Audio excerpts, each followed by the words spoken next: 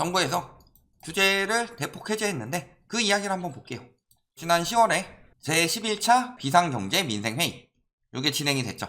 그랬을 때 이야기 나온 게 뭐예요?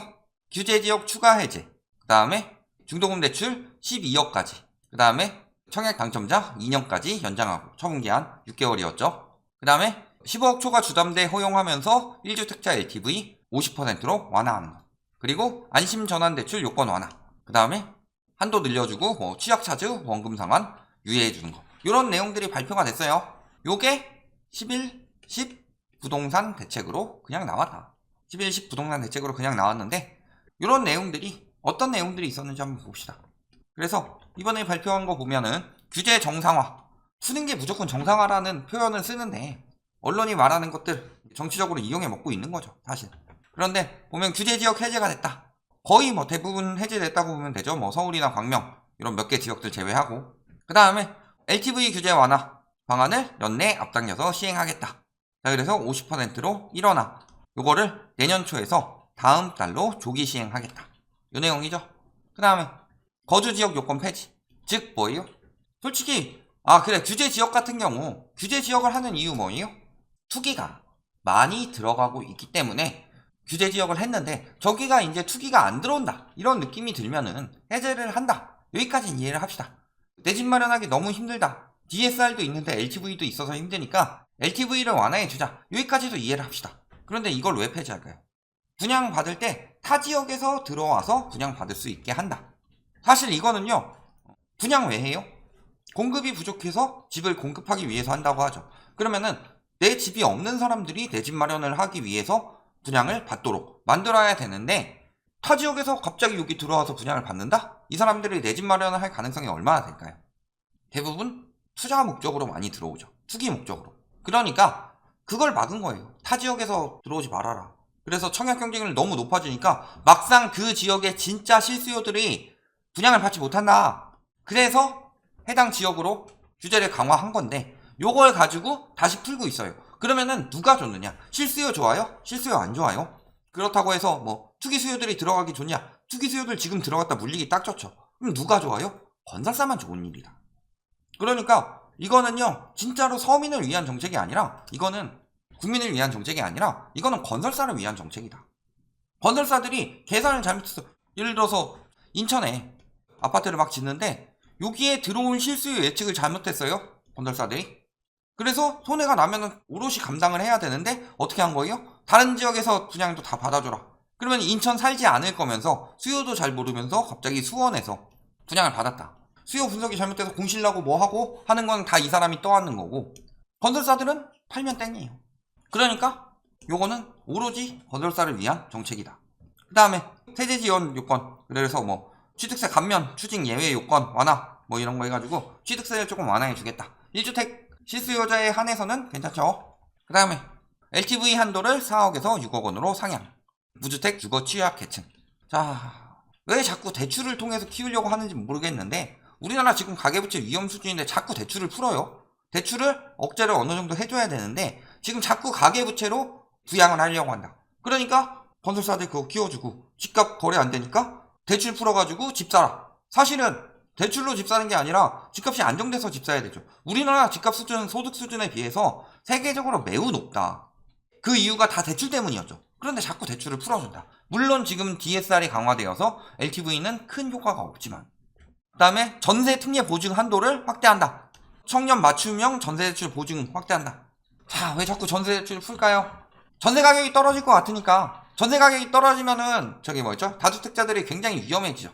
전세 가격으로 지금 집값을 부양하려고 한다. 전세 가격 받치게 만들어서. 그런데요, 문제는 전세에 대한 규제를 자꾸 풀면서 전세에 대한 안전성은 보장을 잘 안 해줘요. 지금 전세 대출을 풀 때예요. 안 그래도 지금 역전세, 깡통전세 여러 가지 문제들 많죠. 그러면은 전세 받는 사람들은 어떻게 더 안전하게 내 돈을 제대로 돌려받을 수 있을까? 이런 부분을 고민해야 되는데 이런 것들 이야기 안 나오고 자꾸 풀기만 한다. 지금 굉장히 위험해졌죠. 여기서 대출까지 받아서 풀어가지고 청년들이 대출 엄청 많이 받고 전세를 들어갔어요. 그런데 집주인이 날랐어. 경매도 안 돼요. 그래서 그러면은 만기 냈으니까 전세자금 대출 반환하세요. 많이 잔뜩 빌려줘 놓고서 어떻게 할 거예요? 그런 거 막아야 되는데 지금. 그 다음에 뭐예요? 생활안정자금 목적 주택담보대출. 별도 대출한도 폐지. 뭐 아주 나쁜 정책이라고 보긴 힘든 게 요거는 왜 그러냐? 전세입자가 나가요. 그랬을 때 돌려줄 때 요 한도 때문에 대출을 못 받아서 못 돌려주는 경우가 생긴다. 이런 부분을 조금 방지하기 위해서 임차 보증금 반환 목적의 주담대 이런 것들을 허용하겠다. 즉 집주인이 떠나야 되죠. 전세입자한테 자꾸 떠넘기는 거. 그래서 양심적인 집주인들은 막을 수 있는 정책이 되는 거죠. 그 다음에 뭐 반환 대출 보증 이런 거 확대한다. 이런 내용들이죠. 그 다음에 채무 조정. 자꾸 채무 조정 해줘요. 안심 전환 대출로도 부족했나 보지. 자체 채무 조정 시행하랴. 자, 은행권한테 또 떠넘기고 있습니다. 그 다음에 정책 모기지 종합한 신규 상품 출시. 대출 신규 상품 출시하겠다. 돈 마구 빌려주고 규제 풀어주겠다. 결국 이번 정책의 목적은 그거죠. 여기까지는 그렇다 치자. 자, 이건 왜 할까요? 미분양 PF 신설. 건설사가 미분양 나서 위험해질까봐 PF를 만들어서 돈을 공급하겠다. 건설사 안 망하게. 그러니까 아까 건설사 이야기가 왜 나왔어요? PF 보증을 확대하겠다. 자, 요런 거 다 어디다 떠넘길까요? 둘 중에 하나죠. 세금으로 해주든가 아니면 은행한테 책임을 떠넘기든가. 그러니까 결국엔 뭐예요?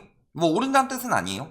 결국은 국가 부채가 늘어나든가 국가 부채를 늘려서 건설사를 살리든가. 그동안 건설사들이 해먹은 게 엄청 많은데 저기 가뜩이나 은행권 지금 부실해져 가고 있는데 은행권에게 메꾸도록 만들든가. 이런 느낌이라는 거죠. 자, 그 전에 나왔던 정책들도 봅시다. 뭐가 있을까요? 다 답 나와요. 6.21 부동산 대책, 상생 임대인제도 나왔던 거 있죠. 뭐 임대인인데 어떤 규정들 잘 지켜주고 5% 안 넘겨서 해주면은 양도세 요건 1년 면제해주고 막 이런 거 하죠. 그 다음에 816 요거는 270만원 공급. 구체적인 공급 계획은 안 나왔어요. 솔직히 저기 뭐였죠? 문재인 정부 때 3기 신도시보다 공급 계획 더 똑바로 안 나왔다. 그런데 요거는 무조건 될 것처럼 빨아주죠. 언론에서. 그 다음에 DSR 규제를 못 풀죠. 이건 풀면 나라 망하라는 짓거리라고 그랬죠. 그랬더니 뭐 하는 거예요? 미래소득 반영, 50년 모기지, 그 다음에 체증식 이런 것들 했죠. LTV 확대하고. 이거는 뭐 DSR이랑 크게 문제 없으니까 생애 최초 LTV 50%인데 자, 이런 것들을 통해서 DSR 한도를 편법적으로 늘린 거. 종부세 완화, 양도세 완화. 그 다음에 분상제 폐지는 못하더라도 억제하는 가격을 올려놨죠. 그 다음에 제초안 다 완화하고 안전진단 완화하고 다 오로지 완화책뿐이다. 이 정부의 정책들을 보면. 자, 그 다음에 규제지역 두 번째에 이어서 이번에 세 번째로 해제됐죠. 정부에서 완화하는 이유가 뭐예요?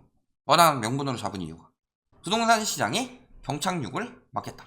그렇기 때문에 규제지역을 해제하고 이런 식으로 완화를 한다. 그런데 이 정부 당선할 때 했던 이야기 뭐예요? 문재인 정부의 부동산 심판. 즉 부동산을 정상화하겠다. 이게 이 정부의 목적 아니에요? 이 정부의 공약이고? 그러면서 문재인 정부 때 폭등을 했다고 그랬어요? 그러면은 연착륙해서 정상화를 시킬 수가 있느냐? 아니죠. 연착륙해서는 정상화가 안 된다. 그러면은 원위치 시키기 위해서는 일단은 한번 고통을 겪는 거는 다들 각오한 일이어야 되는데 뽑은 사람들이라면. 그런데 경착륙을 막겠다. 사실 경착륙 못 막습니다. 문제는 금매가 문제가 아니에요. 지금 금매 나와봤자 얼마나 나와요? 기존의 신고가에 비하면 지금은 굉장히 금매다 라고 느낄 수는 있지만 지금 사람들이 이 정도 시세에서 내가 좀 더 싸게 내놔서 빨리 팔아야지 하고 금매 내놓는 비중이 얼마나 되냐. 규제 해제해봤자 금매가 줄어드는 건데 금매 줄어드는 건 의미가 없어요. 지금은 뭐가 문제예요? 수요가 없는 거. 그러니까 그 수요를 어디서 뽑아내겠다는 거예요? 지금 실수요들은 DSR 맡기고 그 다음에 금리 계속 올라가니까 여력이 없어요. 그러니까 어디서 뽑아오겠다는 거예요? 투자 수요들이 들어와서 좀 부동산 시장 좀 살려줘라. 정책들이 다 이렇게 나오는 거다. 그런데 경착륙 대비 근데 경착륙 하긴 했어요? 경착륙 아직 안 했어요. 뭐 경착륙을 하기로 해요? 뭐 뚝 떨어지기로 했어요? 지금 많은 전문가들이 그렇게 말하고 있잖아요. 거래량이 뒷받침되지 않은 몇몇 금매 거래로 판단하지 말아라. 거래량이 뒷받침되면서 억 단위로 떨어져서 경착륙 할 것 같다. 그럼 그때 해도 되는데 왜 벌써부터 다 완화를 하느냐. 그 다음에 자 경착륙을 막기 위해서 뚝 떨어지는 걸 막기 위해서 규제를 완화를 한다. 이상하지 않아요? 20년부터 21년 19년 이때 나왔던 것들 기사들 보면 어때요? 25번 실패한 정책 규제 정책 규제 일변도 때문에 참극이 일어났고 주거사다리가 끊겼다. 공급 부족 심각한데 분양가 상한제가 공급 발목을 잡았다. 그럼 분양가 상한제를 완화하면 안 되죠. 분양제 실시 집값에 기름 부었다. 사상 초유의 집값 폭등을 만든 문. 규제 정책이 빚은 대참사. 규제의 정책이 사상 초유의 집값 폭등을 만들었다. 경착륙 시키겠다는 거 아니에요 그럼? 저거는 윤석열 정부에서 똑같이 했던 이야기고, 윤석열 정권이 생기기 전에 부동산 심판하면서 규제 정책으로 저기 집값 폭등시켰다. 이건 윤석열 정부에서 당선 전에 직접 했던 이야기예요. 그러면은 경착륙 막기 위해서는 오히려 규제를 강화해야 되지 않아요? 떨어지는데 규제가 집값을 올려가지고 경착륙을 연착륙으로 만들 수 있으니까 규제를 강화해야 되는 거 아니에요? 그러니까 부동산 정치는 누가 하고 있냐? 그러니까 뭐 하고 있는 거예요? 투기 수요 유치하는 거예요. 규제 완화하니까 소형 아파트 노려볼까? 규제 완화, 투기 부추기를 우려도. 자꾸 이런 이야기가 나오는 이유가 뭐예요? 다주택자들이라도 살아. 이제 1주택자들 이제 살 사람들 다 샀고 돈이 없다. 그러면은 집값이 정상화 된 다음에 실수요들이 살 수 있는 환경을 만들어 줘야 되는데 다주택자들이 들어와서 빨리 살아, 이 얘기 하는 거잖아요. 다주택자 지금 1000만 채예요. 1850만 채 중에서 1000만 채가 다주택자가 있는데 이들을 더 완화한다는 거예요. 이들 거를 실수요한테 돌려야지 집값이 잡히는 건데, 사실 지금 영끌 비투족 왜 도와주냐 이 이야기 나왔죠. 비투 구제하는 것도 있고, 그 다음에 뭐 손실 본 부분에 대해서는 회생할 때 빼주고 이런 것도 있고, 안심전환대출 계속 풀어주고 있죠. 영끌 비투 손해한 것들 뭘로 메꾸고 있어요? 세금 아니면은 은행의 여력으로, 은행 부실로. 안심대출, 그러니까 허그 전세 안심대출 받는 거, 그거 통해서 전세 사기 하고 있죠. 전세 사기 하고 있는 것들 확실하게 법안 정해놓지 않고 뭐 하고 있는 거예요? 그것도 다 세금으로 메꾸고 있죠. 그러더니 이번에 뭐예요? 건설사들도 지금 계속 돈 풀어서 메꿔주고 있다. 뭐 하고 있는 거예요 이게? 예를 들어서 암에 걸렸어요. 암에 걸렸는데 완치를 하려면 수술을 해서 드러내야 되죠. 암이 좀 심각하면. 그런데 암 때문에 아파. 근데 수술을 하려면 배를 째야 되니까 더 아파. 그러니까 배 째는 걸 막겠다. 대신에 항암제를 먹겠다라고 이야기하면서 자꾸 바람제를 먹고 있는 거다. 왜 자꾸 부실을 키워요? 저렇게 돈만 쏟아 넣는다고 해서 부실이 없어지냐? 없어질 부실 아니에요 저거. 돈은 돈대로 쏟아붓고 부실은 부실대로 커져서 더 크게 터지는 거고, 그러면은 부동산도 차라리 빨리 터지는 게 낫지 계속 지지부진하게 질질 연착륙으로 끌어봤자 어차피 수요는 회복 안 돼요. 그럼 어떻게 돼요? 경기 침체 더 길어지는 거지.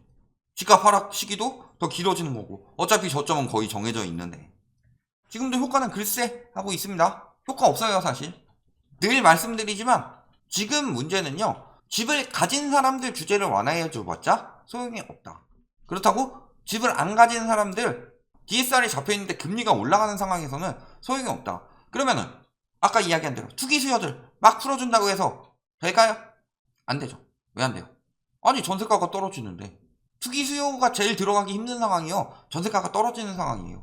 그러면은 결국 이번 정책의 핵심은 뭐냐? 그냥 전반적으로 우리가 완화책을 쓰고 있습니다. 효과 없는 것들이지만 요런 정도에다가 추가로 근데 건설사는 망하면 안 되니까 미분양 나지 않게 다른 지역에서도 좀 분양받아 주시고요. 그래도 혹시 모르니까 부동산 PF 만들어가지고 미분양 PF 만들어서 미분양 나더라도 건설사 무너지지 않게 해주겠습니다.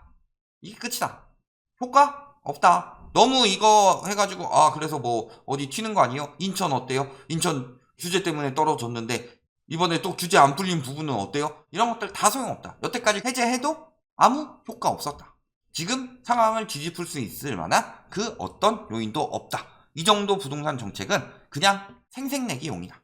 여기까지 말씀드리겠습니다.